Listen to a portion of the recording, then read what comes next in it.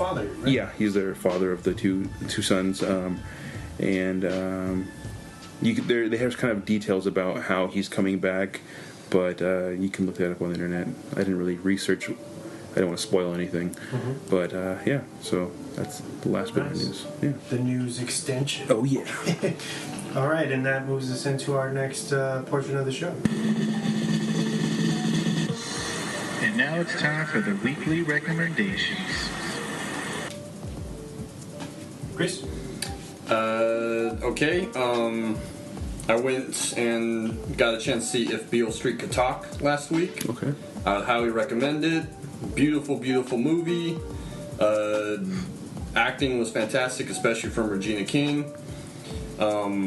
Beautiful score, man. The score was fucking amazing. And just like Moonlight had beautiful cinematography, a beautiful score. So I would highly recommend that.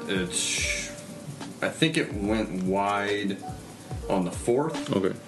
So it should still be playing. Okay. Is that the same director as Moonlight? Yeah, Barry Jenkins. Okay. Yeah, great movie. Loved it. Very, very good. And Crashing on HBO. You guys are familiar with that show? Its third season starts this weekend. Pete Holmes. He's a comic. I don't know if you guys are familiar with him. You might recognize him if you saw him. But it's kind of a fictional portrayal. Okay, I know what you're talking about, yeah. Him kind of being a struggling comic and coming up, and there's a lot of I mean, Pete Holmes is a real comic, but there's a lot of real comics in the show that play themselves as well, that are in his orbit as he goes around from club to club. Very funny show.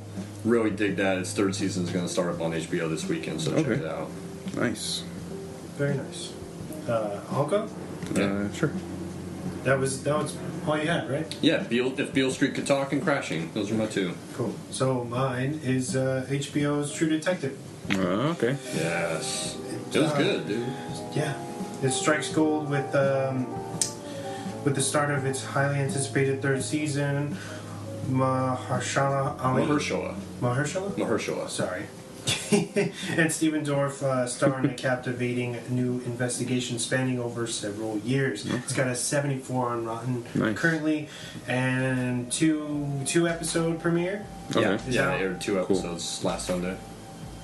Are they both by Jeremy Saulnier? Yes, he directed both of them. Very nice. I heard originally he was supposed to direct the entire season, but I think he did only a few episodes, and then he had something where he had to stop. Yeah, I don't think that ended up happening. I think he just did like the first 3 or 4, and then someone else takes over directing. There's still.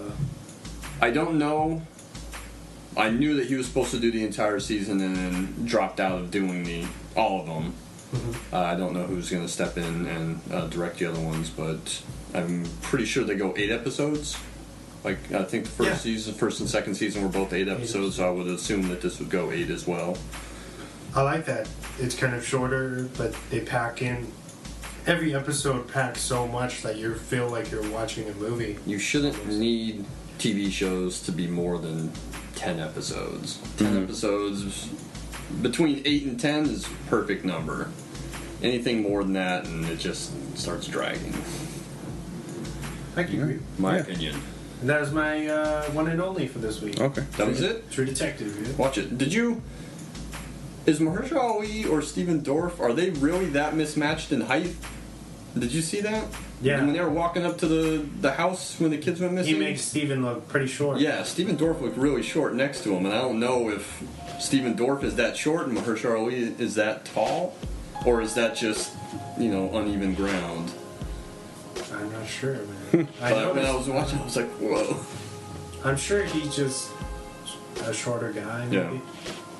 I'd be interested in that. Oh, so I only got one. It is on Starz, I believe, and it's a Starz original show. It's called Outlander. Okay. It's about this lady who goes back in time by some mystical powers of the. It's kind of like Stonehenge, but not really Stonehenge. But she gets thrown back in time to like 1740 something.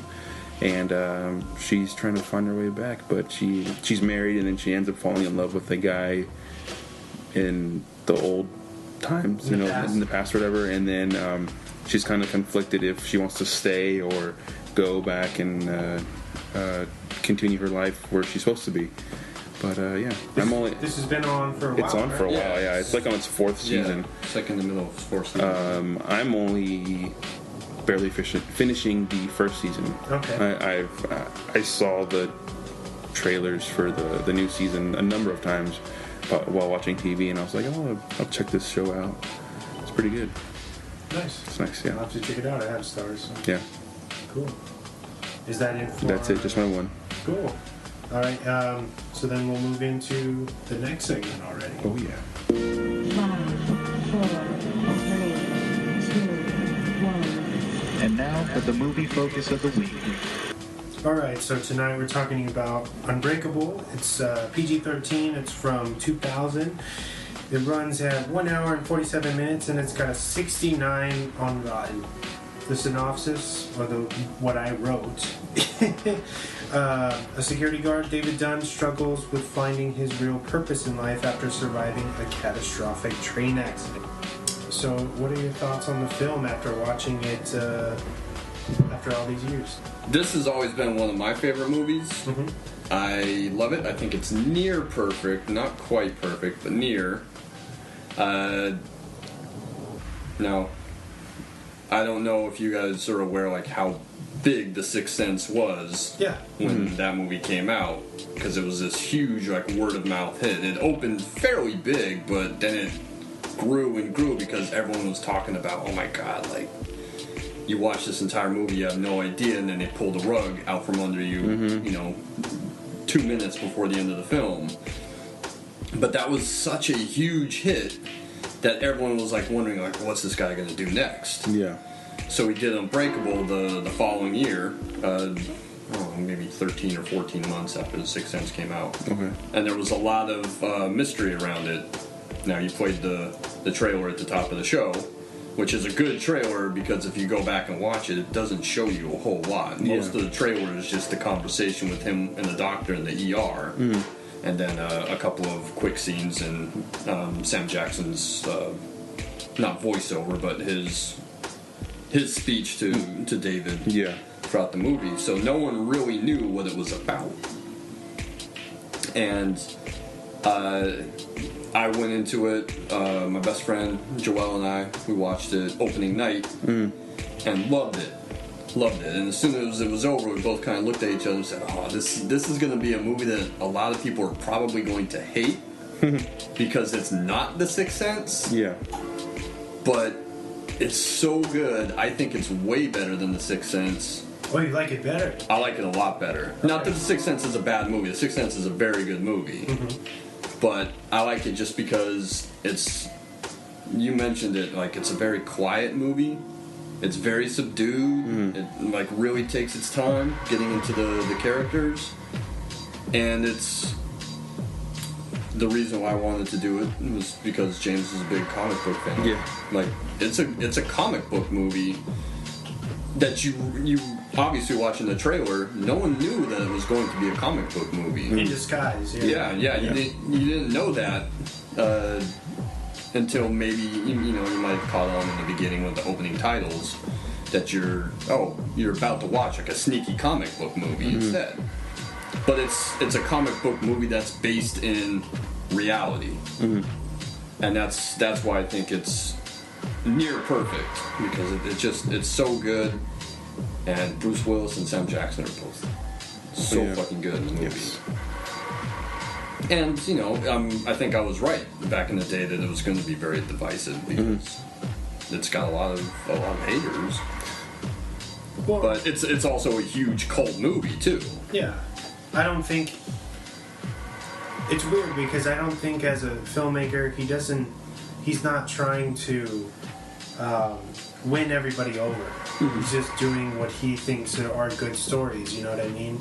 And with this one, it's really interesting. Like you said, it's super quiet. It's way like on the other side of the spectrum from Sixth Sense.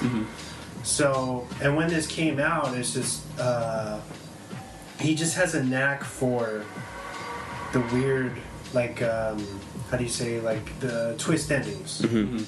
You know, and that's always been his thing. But I really love this one because it takes its time. Even the action that we do see is very like kind of slower. Oh yeah. And it's just like the cinema lovers superhero film. You know what I mean? The thinking man's comic book movie. Exactly. I love. I love it.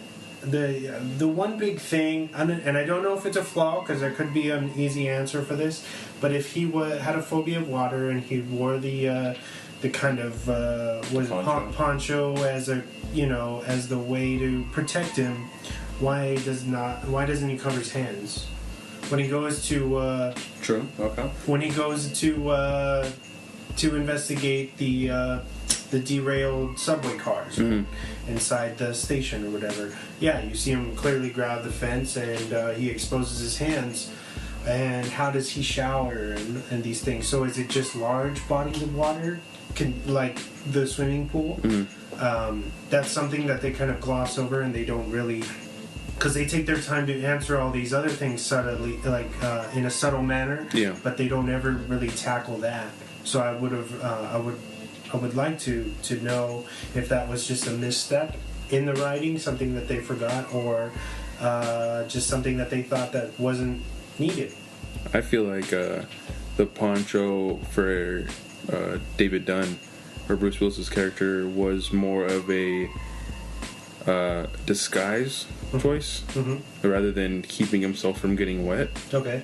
But I think that's just the only thing that he had at his disposal. You know, something that he could use that he didn't have to make. Like his version of a costume. Yes. Yeah, that's his cowl, his cape and cowl, kind of Batman just putting it on. And it's easy to kind of cover his face because when later on in the movie, after he saves the two kids, the description is basically just a guy in a poncho.